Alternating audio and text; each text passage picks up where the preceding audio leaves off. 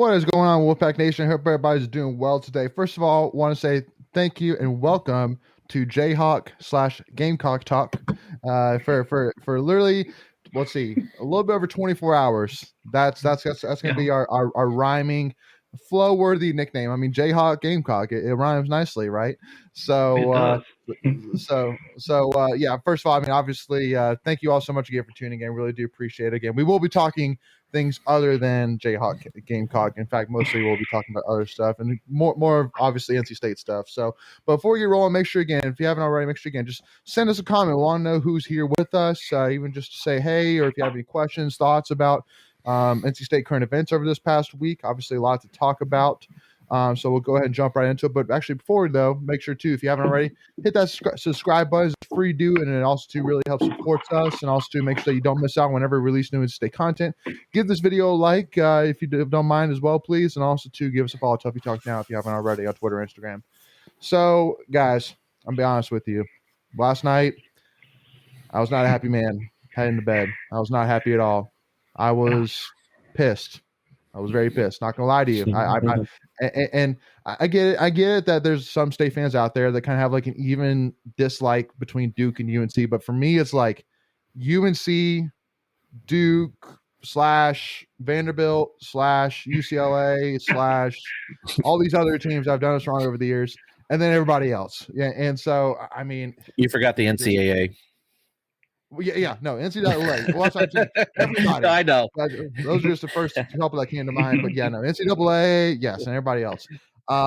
So I guess you could probably throw UConn in it, UConn women's basketball at this point into that as well. But so, I mean, again, it's just like, all right, I guess we'll just jump right into it to kind of talk a little bit about that game. So one of the biggest things, honestly, really bugged me the most about that game was it just was so proof that once again that you cannot win it all with a team full of freshmen. Like last night, I literally saw there would be times where UNC would go on runs and Duke would lose the ball and then they would just like turn around and like jog back. And just the effort just wasn't there, and then I think that's one of the biggest reasons why Carolina won is that they just played harder and they wanted it more. And I think that Duke honestly hung around, but just because they were that talented.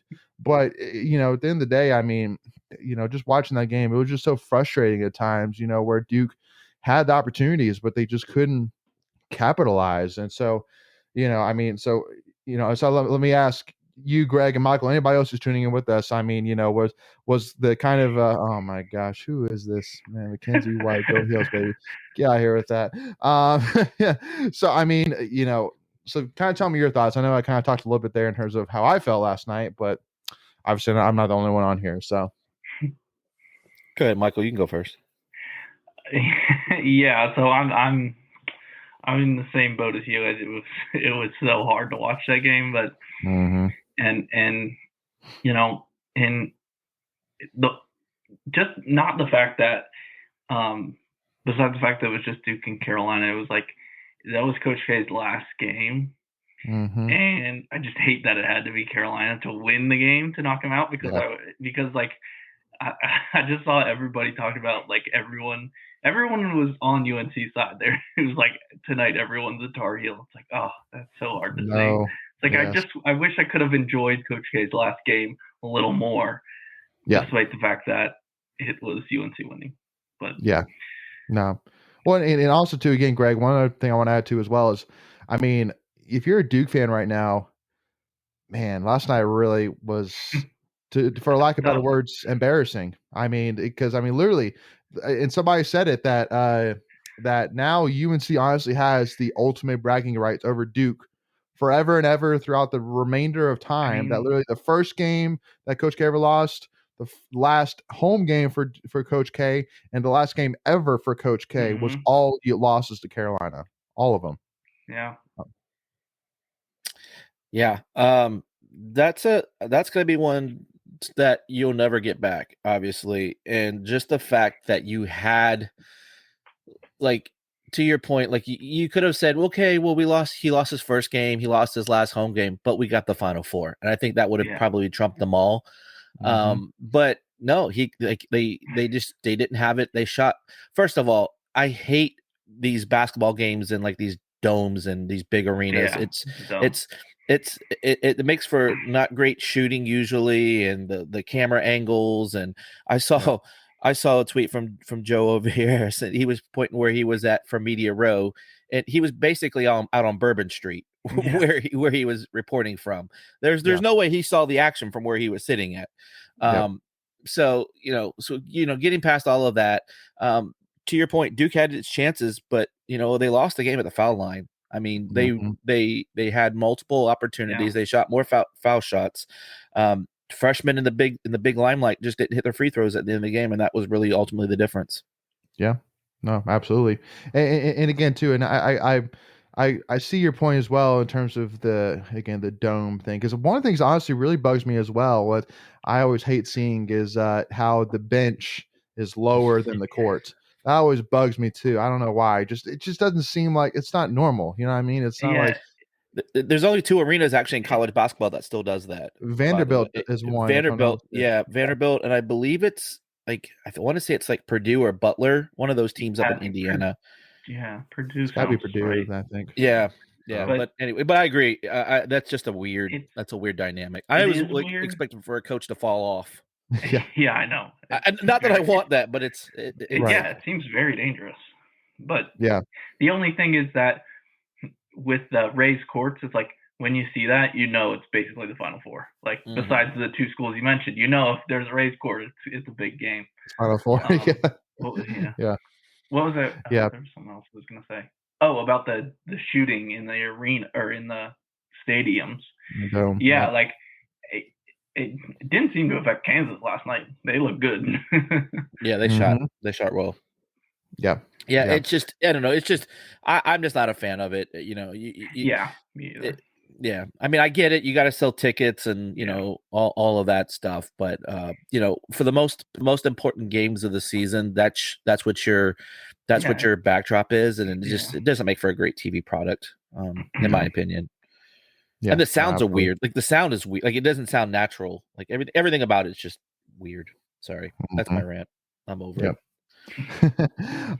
So I mean, obviously, again, we'll move off of that eventually, but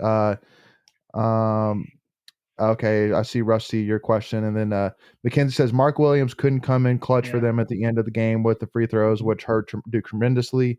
They could have tied the game or went up in that moment.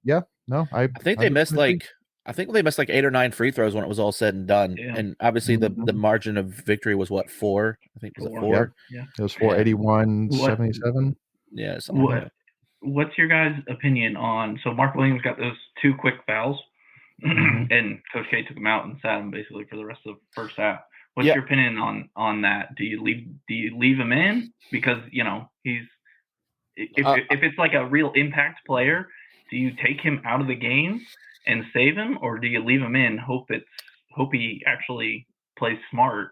I mean, if you look at losing him, if you look at the broad picture or the big picture, it didn't matter. I mean, they were in it at the end of the game, so obviously that was probably the right call. Not necessarily for him, just in general. Are you more in favor of saving the guy or leaving him in and trusting him not to get another foul? Because if you take him out, like you're losing one of your best players usually. Yeah, no, you definitely lose him on both ends, right? Because he's an equally good defensive player as he is offensively.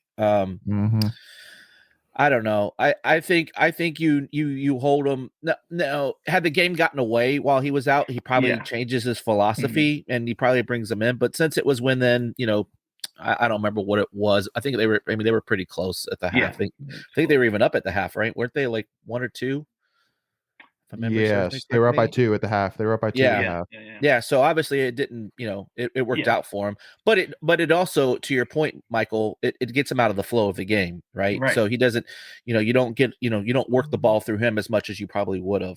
I don't know. That's just my thoughts. I think back to is against in 83, Clyde Drexler picking up those quick fouls. And that was a big game changing. So that could be your argument to keep them in or keep them out. So well, but also too, I would say honestly the biggest hurting point for Duke was really that Theo John had 4 fouls with like 4 minutes left in the first half.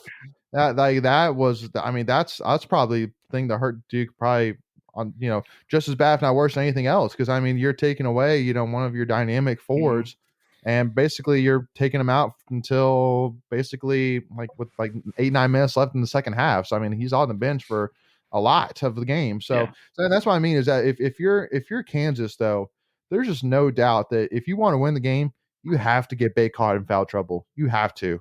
And I remember I was actually at a barber shop and we were talking about the Carolina beating Baylor, and one of the comments I said was like, yeah, Baycott, he's a real deal. Like, he is the real deal. He's a great player. And he's like, and the guy who was a Carolina fan was like, you think so? I'm like, oh, there's no doubt about it, dude. This dude averages probably, he can take over. This dude averages probably like 10 to 15 points a game and 10 to 15 rebounds a game. Yeah. And I mean, he's just so dominant down low. And so, and that's the thing is, I mean, but because that's something that Duke 21 rebounds. Yeah. I think that's what he had last night. Yeah. So again, I mean, and because that's why he was injured and he got injured. Yeah. And so, and that's why I think honestly why Carolina beat Baylor is because again, Baycott had 4 fouls until with 4 or 5 minutes left in the game, and then all the way for the rest of the game and overtime, Baylor couldn't get him to foul out. And again, so that I think that's one of the biggest things. But I think one more point about the game last night, and then I think I'm done. I'm done with it. The flow of the game was just bad with all those fouls. I mean, I think it was like 38 or 40 fouls when it was all said and done, and it was just too many whistles for you always hear that you don't want to have the refs be the storyline, and I feel like last night they were the storyline. They just, I get it. You want to keep the game under control, and you don't, that's two rivalry, teams, and the magnitude and yada yada yada. But at some point, you got to let them play. Let them play the game. Right. Call the egregious stuff. Other than that, just let's not call the dang ticky tack stuff that was being called last night. Did you think it was like one way or the other, or just kind of in general they were just blowing the whistle too much? No, I thought. I mean, pretty fair. I agree. Yeah, and especially if you look at the free, because it's always back to the free throws, right? So did one team shoot more than and then Duke shot more free throws than Carolina, even with all the stuff at the end of the game, fouling them to put them on the line. I think Duke still shot more than Carolina. So obviously you can't say, well, the refs leaned one way and they were anti-Duke or pro Carolina. I don't think that was the case at all. It was just a lot in general. It just took away from the game. I thought it was just a lot of unnecessary stuff. Just my 2 cents. No, I agree. And to answer your question as well, Colby, about Baycott, I mean, again, so Mackenzie says, I could definitely see Caleb and Baycott leaving. Brady, of course, is out of eligibility, so he's gone. I mean, again, if you're Baycott, what else do you have to do? What else do you have to do? Highest. Well, and also too, even if you said, well, maybe he wants to come back to, kind of achieve more team goals. He's made it to the national championship game, even if he doesn't win tomorrow night. What again? Yeah, no. If you're Baycott, you 100% are leaving. Go make that money. That's not NC State fan bias. That's not me necessarily wanting to go. Do I want him to go? Of course I want him to go. I want him to go. I would say that to anybody. Why would you stay around? But again, his stock isn't going to get any higher. I mean, it just isn't. Yeah. Oh, cool. Chris Bourne, thanks for sharing my daughter's picture this week. Had a retweet from WL and liked from the baseball women's basketball team. Absolutely, Chris. No, that was awesome. I tweeted, but thank you for thank you to your daughter for doing that. That was awesome. As a not all heroes wear capes. That's what I not all say. Heroes wear capes. Exactly. I love that. Mackenzie says, "Pay me." Yeah, if you're Baycott. Yeah, no. If you're Baycott, you'll get that money. His tweet should have been, "In a world of blue, wear red." Like that should have been like the caption. I like it. So I want to. So Colby, I see you're bringing up about baseball. And we'll definitely talk baseball because obviously you got to talk about baseball right now, which has been unbelievable. But I want to kind of talk about Rusty Oral's question about the bell tower celebration real quick because that'll be a quick little topic here. So obviously for me, that was for me last night, and it was just kind of one of those things that I mean obviously. First thing I want to say is, once again, we've said it multiple times, but NC State athletics right now is in the best position overall as athletic program it's ever been in the history of NC State. There's just no doubt about it. Right now, you got women's tennis, men's tennis, swimming and diving, men's and women's. You got football, women's basketball, softball has been going. Stock is going higher and higher. So again, there's so many teams right now that are competing not only within the conference, but competing nationally. I mean, we have multiple teams that are top 25 right now. And we have probably, depending on when you're talking about, probably four or five teams that either finished or right now are in the top 10 in the country. So it's so, I want to start by saying that, but also too, I mean, it's frustrating because of, first of all, I mean, we've taken a lot of progressions, but somebody messaged me and saying, well, if football wins the ACC championship, will that count? I'm like, heck yeah, that counts. And because we actually talked about this offline, but I literally said I would take a ACC championship from football over probably any other championship, national or ACC, besides men's basketball. If we want a national championship in basketball, I mean that's definitely better than a football ACC championship. I mean, just because like with football ACC, that's been the thing that not only NC State football, because we haven't won one since 79, but also too, that's the thing that Dorn's been building on since he came here in 2013. He literally coined the phrase "one pack, one goal," which is united mission to win a championship. And a national championship, sure, but primarily an ACC championship. So it's like that'd be like the creme de la creme. Like all of this is to this point. Like so I mean, again, basically my point on, again, Greg and Mike, I'll let you elaborate on them a little more, but just I just want to have those celebrations as well. I mean, again, at the end of the day, when I say that I'm not happy that Carolina won it. I mean, it's not about the team. I mean, at the end of the day, hey, the UNC team, they were the better team. They played well. They won their fair and square. Like, hats off to them. So I want that same thing. I want our team, achieving these huge victories. I want to go celebrate and, have a drink to celebrate. So, but we're there. We're very close with a lot of different teams. We're very close. That's what I'm saying. Like, we're right there. We are right there. So, yeah. Greg, you want to go? Yeah, unfortunately, and it goes back to what we keep talking about. It's the two sports that, get the most eyes. It's football and basketball and men's basketball. Men's basketball. Yeah. And, they're not the only teams that should be celebrated, obviously. And I do love the bell tower tradition of lighting it red after, big wins or, whether it's a conference win or a championship or whatever. But, we need to light it more. I mean, that's, us as fans, we should be selfish and want the best for our teams and our athletes, our coaches and our administration. And I want to at least light it red once I guess, what is it? A season, I guess, right? Whether it's a spring team or a fall team or a winter team, I want to see us getting a championship in any of those sports in any of those seasons. And we have the ability to do it. It's just about putting it together and at the right time and making it happen. And we're on the cusp of that in multiple sports, and it'll come. We just gotta be patient. Yeah. And because one thing is, well, that I want to mention though too, Michael, is, I mean, obviously, like women's basketball, we just won an ACC championship, two of them basically. But, I guess my thing with women's basketball is just like, we're so dominant right now at this point where it's almost like, yeah, I mean, it's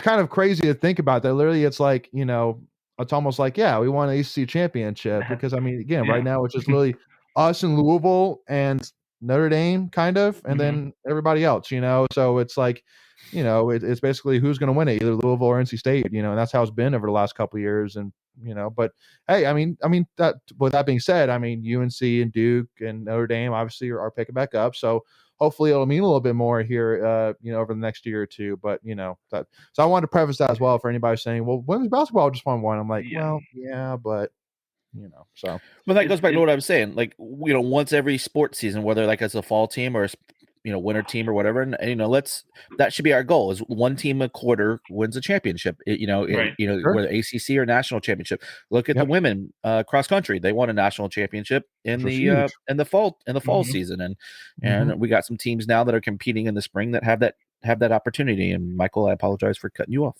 No, you're good. So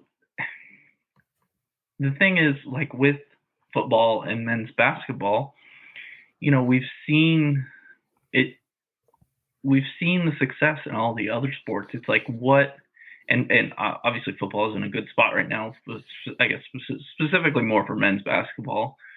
What what can we take, and why can't we do the things that are, I don't know if it's just not transferable, but it's like, what are we doing that's successful in all the other sports, and why can't we do that into our most like storied and historical sport that we have the most national success in? And it's just I don't know, it's just confusing.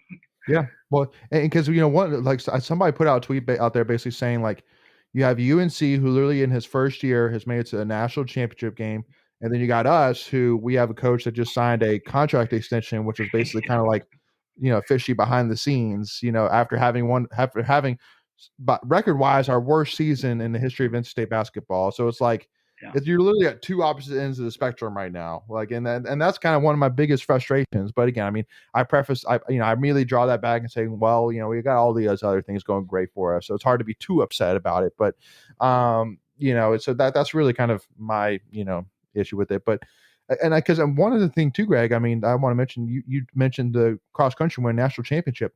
I could probably argue saying that I don't think honestly that guy's as much attention as it should have, even still. I mean, like, again, that was our first team national championship. That was our third ever. That was our third ever national championship for any sport in NC State history. So again, I mean, that was a huge achievement for that program. So, anyway, though, so yeah, I would say I'm like going back to the football thing that you were talking about, Leighton. That in ACC championship in football, for me, like for me personally, I played football in high school. That was the only sport I played. So like I love football more than any other sport, just in general.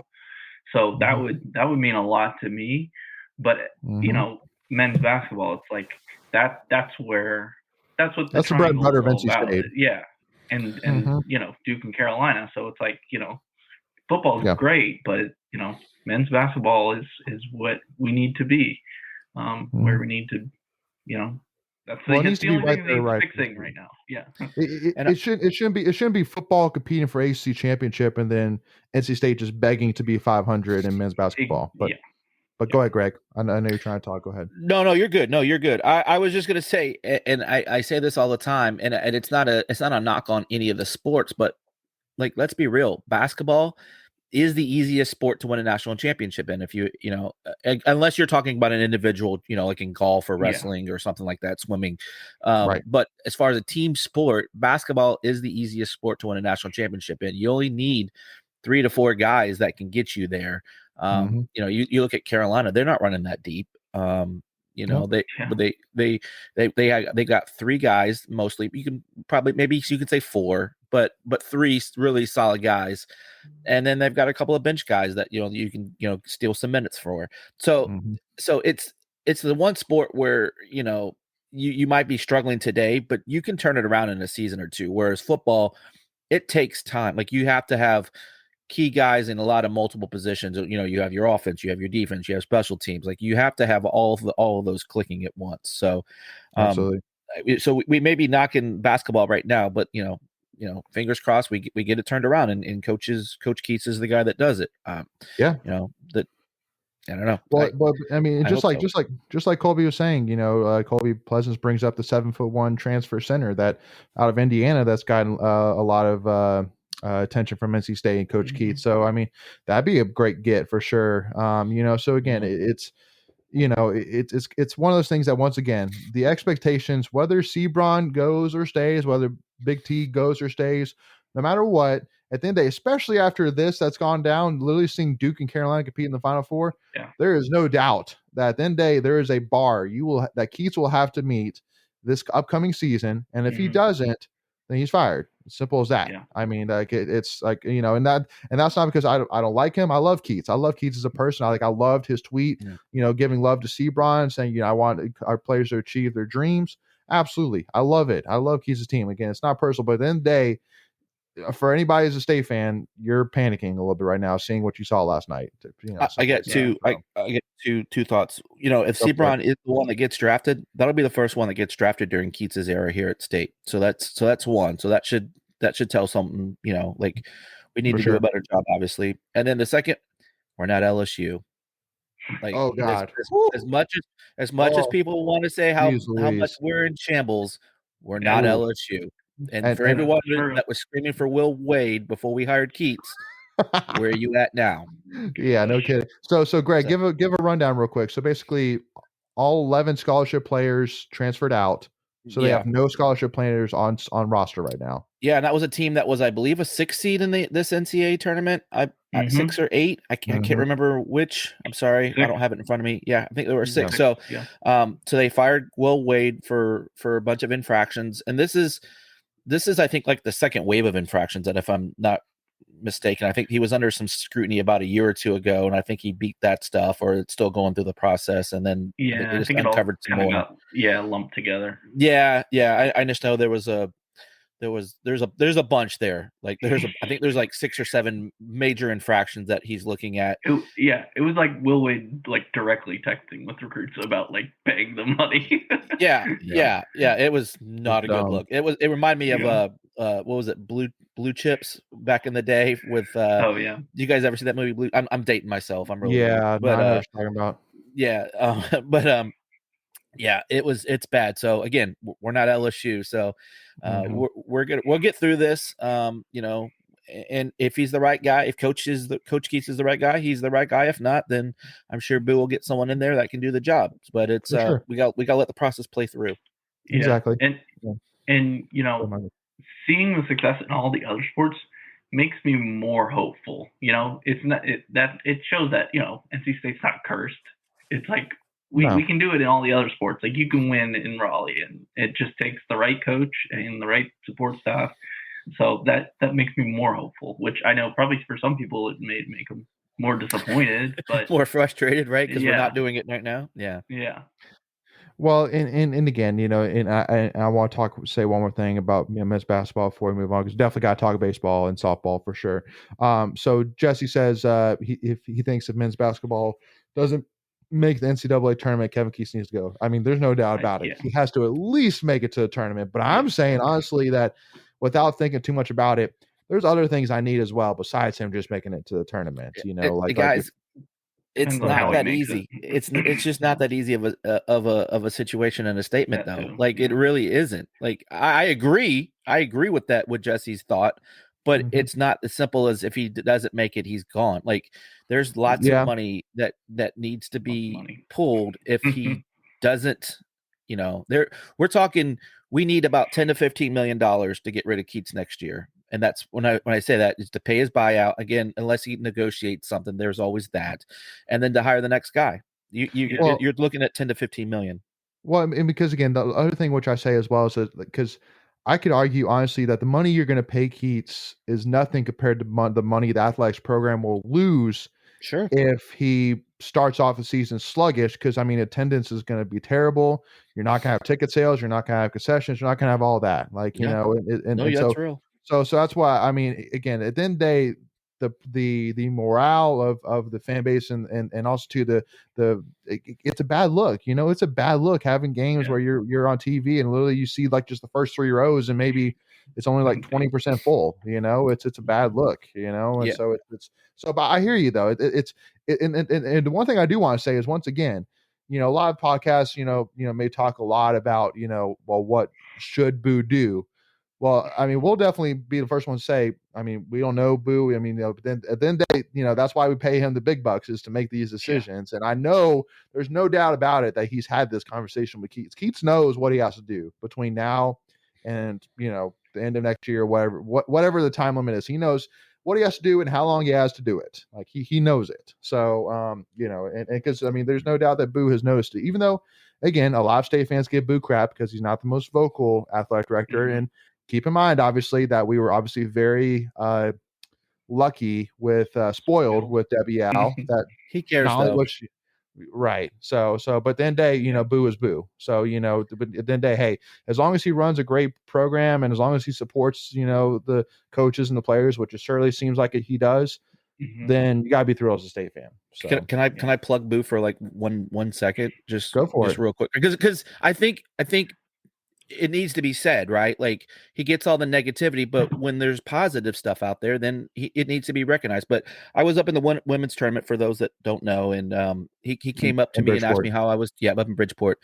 I ran into him on an elevator at the hotel, and he asked me how I was doing, and he had about a 2 or 3 minute conversation with me. It was just checking on me and see how I'm doing, and so that's a person that cares both, for his fans, his fan base, and for his team. So I just wanted to put that out there, that I won't say anything negative about it. He didn't have to go out of his way to acknowledge me or anything like that.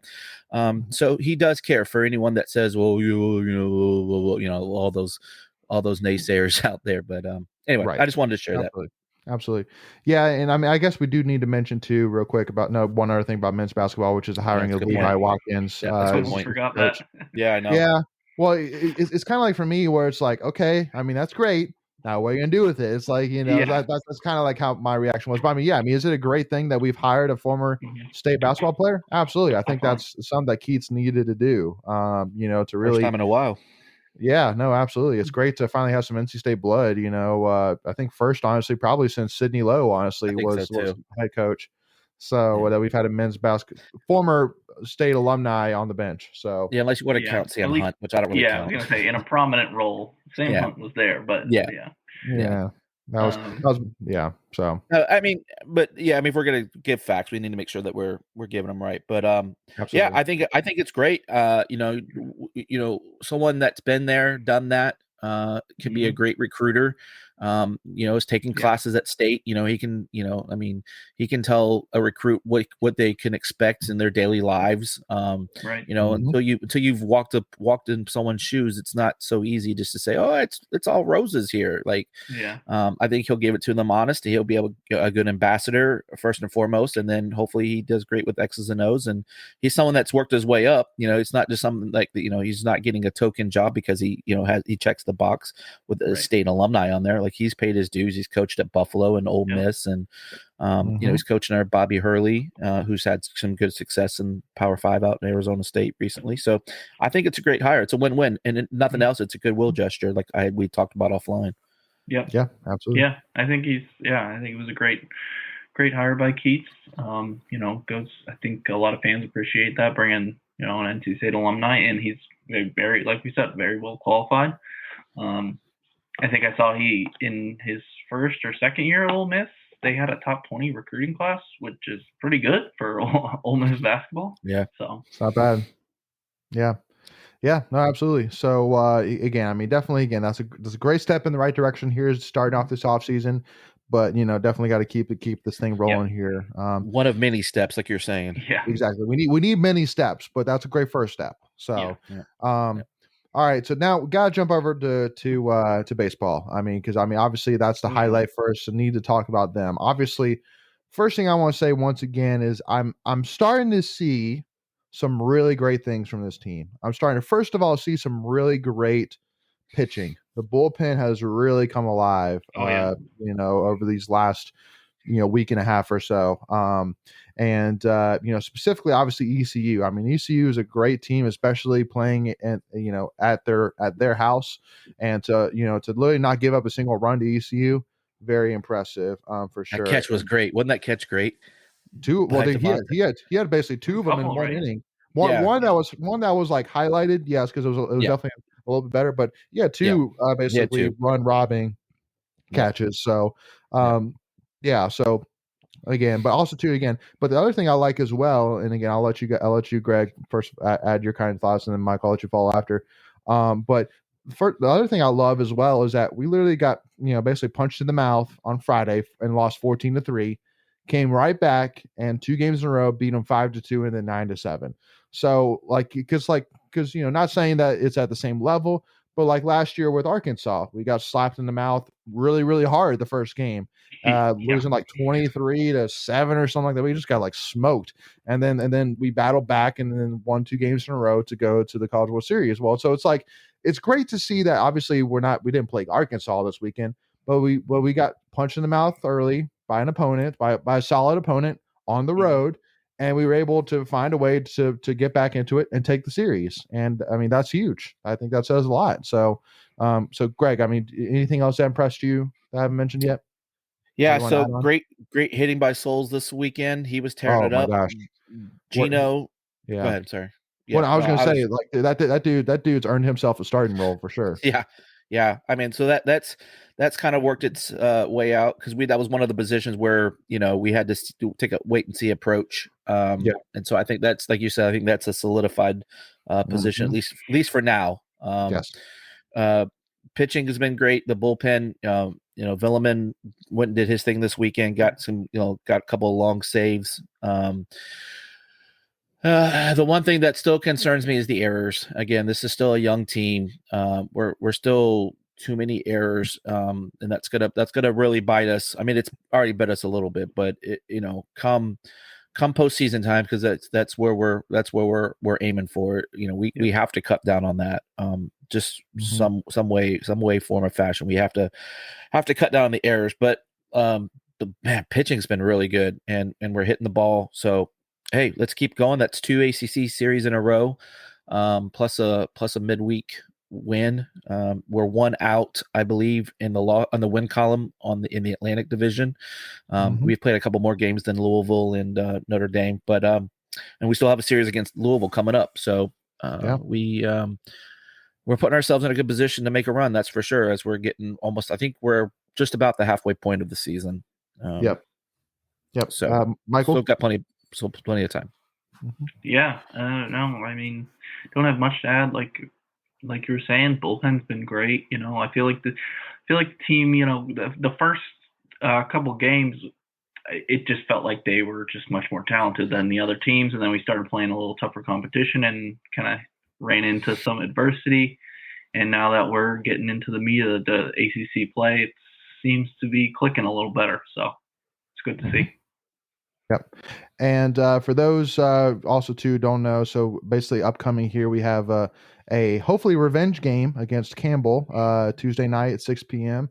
at the Doak, and then we play another road series against Virginia Tech next weekend. So definitely again another challenge.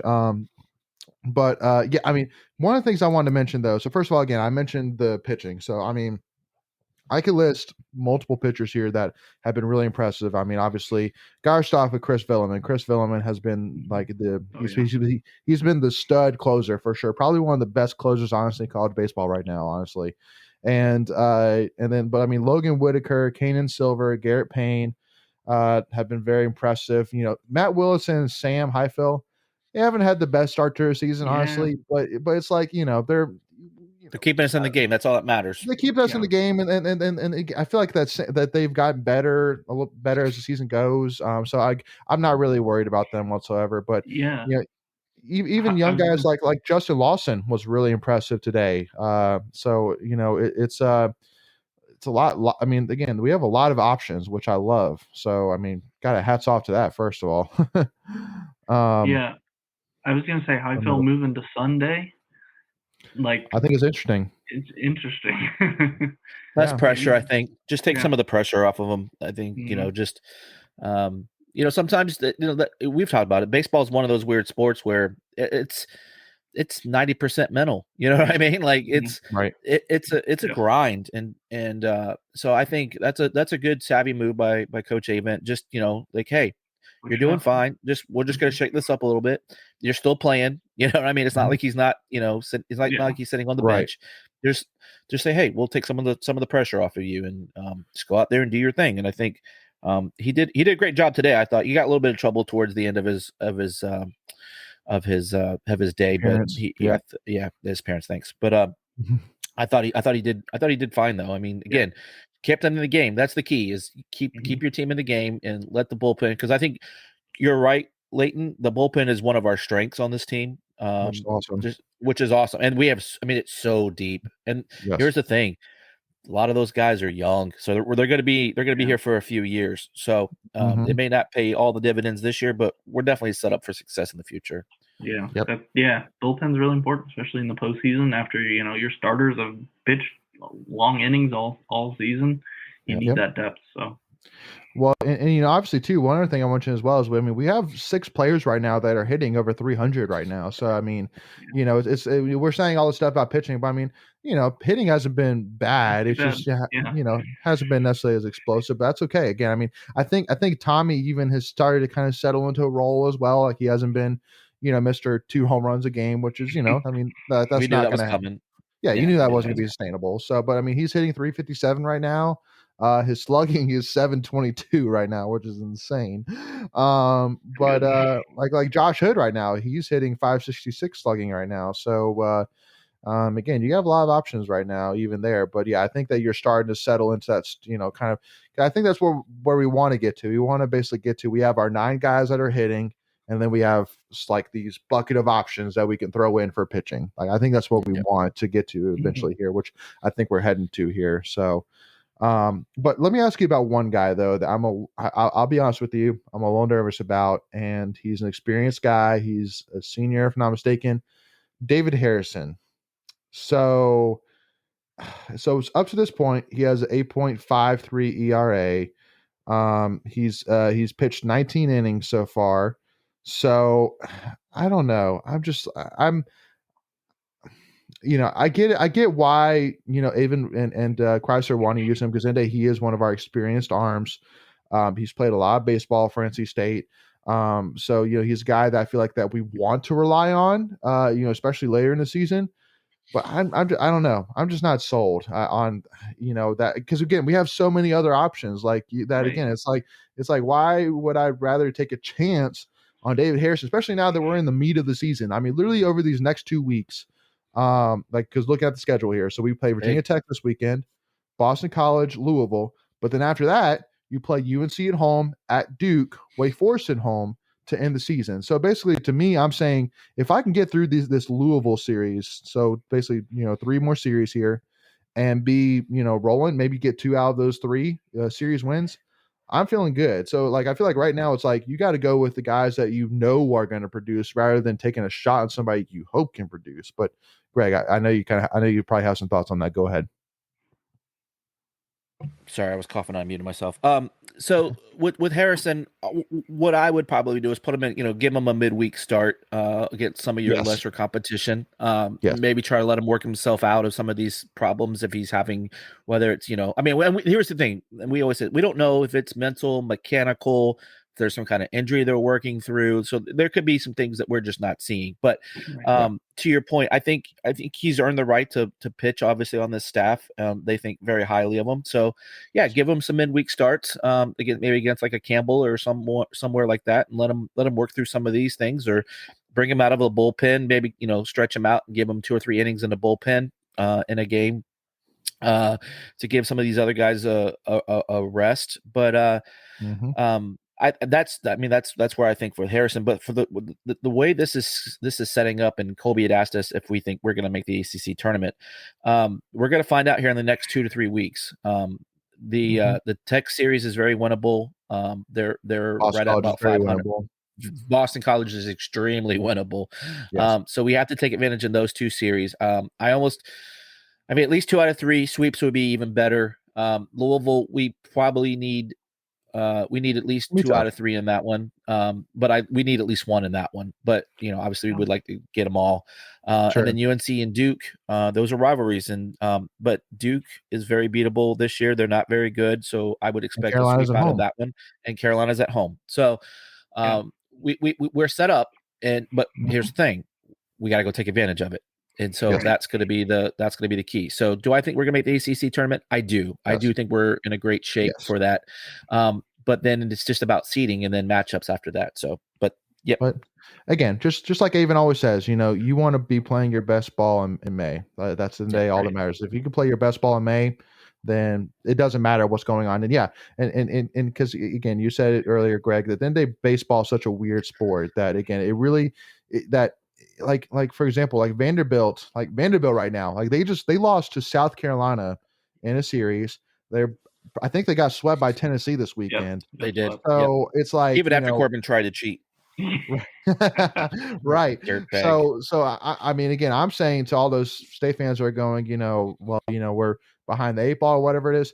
Well, Vanderbilt, you're if you're a Vanderbilt fan, you're kind of reeling right now, going, "Oh, this is this is not how I expected this to be going right now." So again, right now our momentum is high, and we're in a groove at the perfect time, heading right into the meat of this ACC schedule, and really heading into that basically moment. Because again, if we can, just like Greg was saying, if we could take these 2 series against Boston College, Virginia Tech, head to Louisville. At least don't get swept. If Right. you lose series, okay, fine, I can live with happens. that because we still got a lot of baseball left. That's very winnable baseball. But but hey, if we can go and beat Louisville, that's a great resume builder right there. So, hey, and also Leighton, we got to win those midweek games too. Like those are pretty much all very winnable games, other than the ECU. Well, the ECU game was a big win because people too might not really think about, CCU. Well, no, ECU was actually like a tier 1 or whatever it's called win. I mean, it was a good win. So, and we have them coming back to Raleigh too. So we have that coming up in a few weeks. I believe we have them. No, I don't think so. I thought we had a home and home with them this year. Oh yeah, you're right. We do. Yes. Yeah. April 26th. So the Tuesday before my birthday. But anyway, we still got a little bit toward that. I won't bring up my birthday just yet, but it's my birthday month, so I got to celebrate, right? My girlfriend too. Oh, cool. Yeah.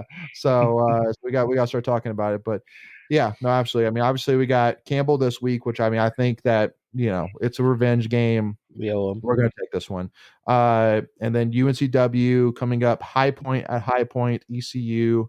You got a series against Radford, play UNCW again, and then UNCG again. So again, all winnable. I'm not necessarily too worried or like circling necessarily any of them particularly. I'm bummed. Obviously, we couldn't do the one against Coastal Carolina. I think that would have been a great game. I wish we could reschedule that, but it is what it is. So, all right.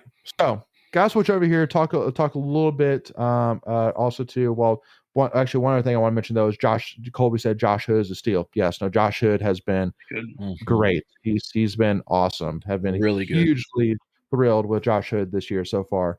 But so talking about gotta talk about softball here a little bit. So I'm actually bringing up their schedule right now, but obviously pulled off a huge series win over Louisville this weekend at home. Was great to see the bats really swinging.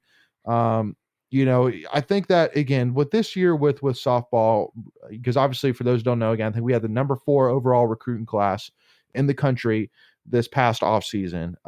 So really from really my mindset about softball is that if we can just take steps forward, so like this season, can we be competitive in the ACC? I think that is really kind of where my head's at, is that if we could be competitive in the ACC, for me, that's a step forward. And obviously having a series win over Louisville, not quite pulling it out against UNC, obviously basically went through a stretch of like 7 losses in a row. So to finally, get out of it and, beat UNCW, beat Charlotte, and then, win the series against Louisville. It's like, hey, okay, again, that's positive momentum heading in the right direction. And because now you're basically going through a bunch of, like, it's funny, you're looking at the schedule. So we play Longwood at home, then we play ETSU twice, and then we play South Carolina twice this upcoming weekend. So interesting little schedule. Interesting break from the ACC. Yeah, exactly. So, but I know there's not as many ACC teams that play softball, so I think that's part of the reason why you're getting that weird break in the middle. Right, exactly. So, because especially too, like if I told you we're 25-13 overall right now, you're like, dang, that's awesome. Yeah, but we're 5-13 out in conference. So I'm sorry, we're 5-10 in conference. So it's like, you wish for better, but again, but one thing that series win, right? Louisville? No, we beat Syracuse. Oh, Syracuse. That's right. I forgot. That was early. So yeah, but again, it's hey, again, it's positive momentum, stepping in the right direction. Hey, if we can take this, again, just like with baseball, if we can, use this and hopefully as a, we're clicking now and ride it for the rest of the season, then great, awesome, and and especially too, one thing I want to mention too as well is, man, I love. I think we got some new uniforms this year. Like the ones today I saw, They're sweet. clean all white. I was like, woo, man, those are sweet. I love them. I like it. I like it a lot. So hats off to them. So Greg, Michael, anything else you want to mention about softball before we move on here? Yeah, it's just a process. I mean, we got a great recruiting class this year. We're going to follow up with another one, and then just in probably in not next year, but the year after, that's when you make your run, right? Those freshmen this year are going to be juniors, and then everyone's going to be a year wiser, and that's when you take your steps. But I think now I haven't followed softball as much as I should have in recent years. It's still a pretty new program, if I'm not mistaken, right? Like. In relativity, relatively. It's the biggest thing, honestly, which I would say is that Coach Swift, the head coach, is young. I mean, I think she's still very early in her career, so it's kind of like, but because I really for softball, I mean, there's only really been a couple of years, like for example, where we've made it to I think a super regional. So, but we've never made it to the College World Series, right, or the women's College World Series. That's when we started. That's when we started softball. Okay. So it is a relatively young program. So you're right on that, Greg. Yeah. So where I was going with that is, it takes you, your first coach that you hire for that is basically a sacrificial lamb, if you will, just to get it started. And then this coach, Coach Swift, which by all accounts that I've followed her, like you said, very well regarded. And so this is now where you start putting it all together. And like, I think we're going to be fine. We just got to keep getting those recruiting classes. And obviously you do that by winning. So, all these things that we're doing is the build up to great success here in the very near future. Yep.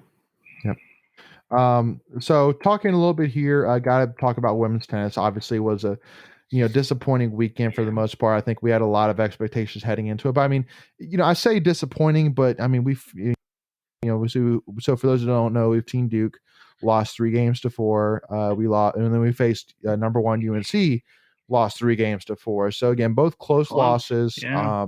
So I mean, it's but believe it or not, again, we've only had 3 losses. 2 of them were this weekend, and then the other one was to Carolina when we faced them back on February 13th. But we lost 1-4. So it's like, progress. I mean, if you're gonna like kind of compare, apples to orange, apples to apples here.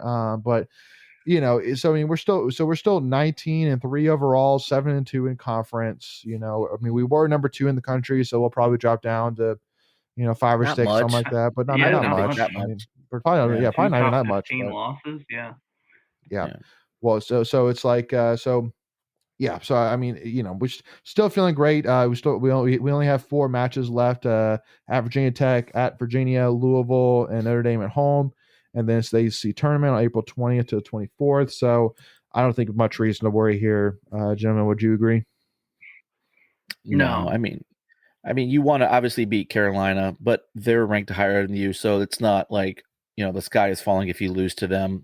Duke would probably be the major disappointment, but I mean 4-3, you're right there. A shot here or there probably changes that. So they'll be fine. Absolutely. And Ted Carreras, I mean, so for those who don't know, Tommy Gant, a former NC State wrestler, completed in the a tournament for I can't remember if it's Wolfpack RTC or something like that, but it basically completed a tournament and took second at the tournament this past weekend. So hats off, Tommy. Love Tommy. We love Tommy. We've had him on multiple times. He's awesome, and so hugely proud to support him. His journey after NC State, obviously, and then. In-Game Alpha says, if NCSU beats UConn in football and UConn wins tonight by transitive property, 2022 women's national champs. I mean, I like that math, but yeah, I wasn't very good in math in high school, but if he says it, then I'll go with it. Yeah. They are losing 13-2 right now at the first TV timeout. South Carolina's up 13-2. Yeah. Holy smokes! I love it. Go Cox! For those who don't know, again for tonight, what is their symbol? I know they have like a. Oh, is that what they do? Yeah, right. Oh, that's stupid. It's like hang loose. You should have done like a claw or something. I don't know. Well, it's a spur. It's supposed to be a spur. All right. So, Whatever. hey, Greg. We still have the best one. Well, but I saw UConn does it. UConn does that. What? Have you seen that? No. Hey, I think come so. on. Get out I of think here. so. I could Illegal. swear I saw a UConn player doing that. I could swear, but You're probably not wrong. But I mean, and then real quickly for so yeah, I know. So right after this episode, we'll do the drawing. Didn't have it ready, honestly, to do the drawing here on the live stream, but we'll do it right after, and we'll let everybody know when we have the winners, and we'll contact each of the winners. What are we giving away? I missed it. What are we giving away? Oh, we're gonna have a fan on for an episode. Oh, cool. And then we're gonna be giving away 2 sets of the Wolfpack family car flags. Oh, very cool. I've been out of it today. How many of those do you have? You right? give those away every month. I know. I have a box of them. So anyway. Yeah, I got some Carter Finley 50th anniversary cups. If we need to give those away, I have a whole sleeve of those. I love it. But one thing I do want to say though is talking about the UConn thing a little bit is.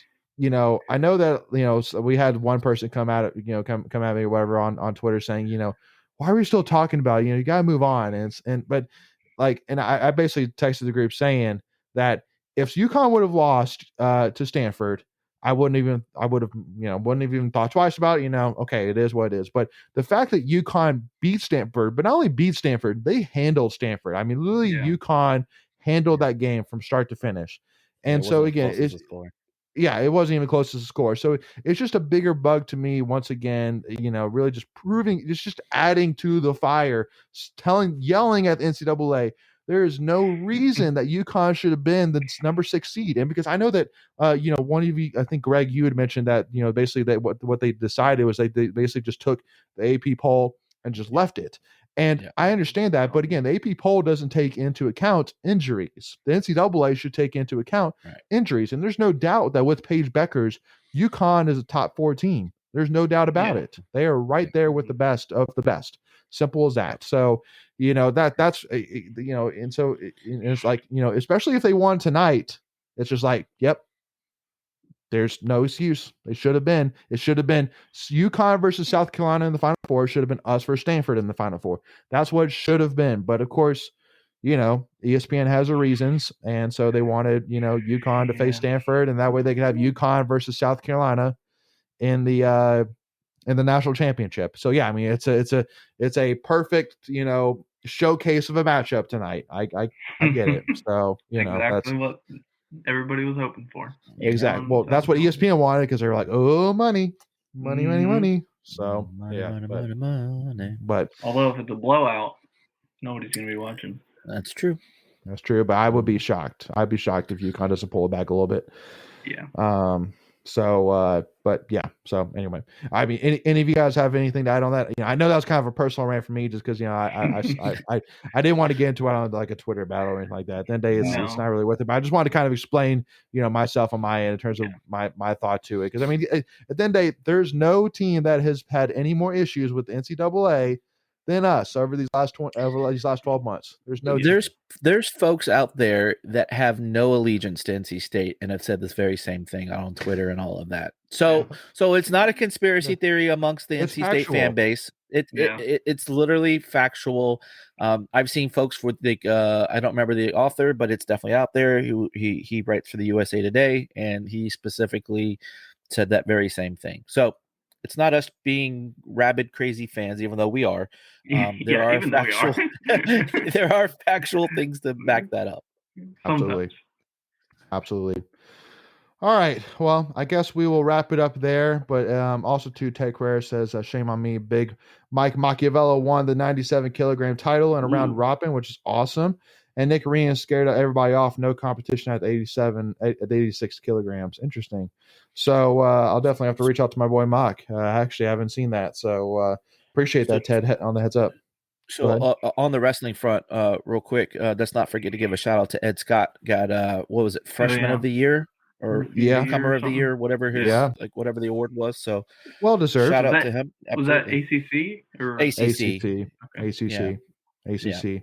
And on top of it too, Hayden Hidley coming back as a director, of basically player development, basically is what the role is, basically.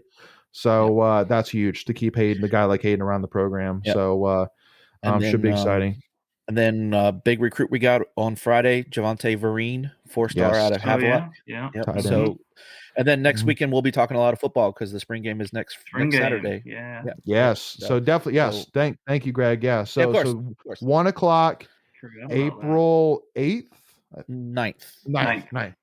April 9th. So Saturday, April 9th, 1 p.m. at the Carter. So definitely be there. It's going to be awesome. It's going to be a great environment. Hopefully, there's no issues with weather or whatever it may be. That looks nice. Okay, well, obviously it's North Carolina, so just just wait a second, it'll be a hailstorm next week. So I think they're replaying it at 7 p.m. on ACC Network. Yeah, they're playing it that night on ESPN on ACC Network. That's correct. Yeah, perfect.